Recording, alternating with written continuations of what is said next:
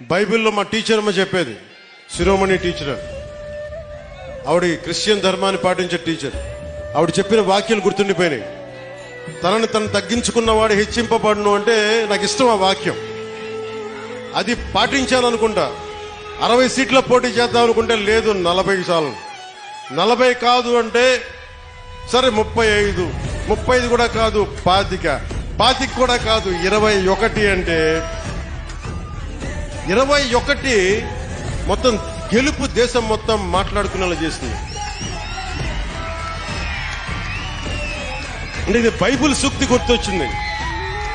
ఒక బైబిల్లో ఉన్న సూక్తి ఎంత గొప్పది అంటే, తనని తను తగ్గించుకుంటే హెచ్చింపబడతావంటే ఇంతకు మించిన సాక్ష్యం ఏం కావాలి?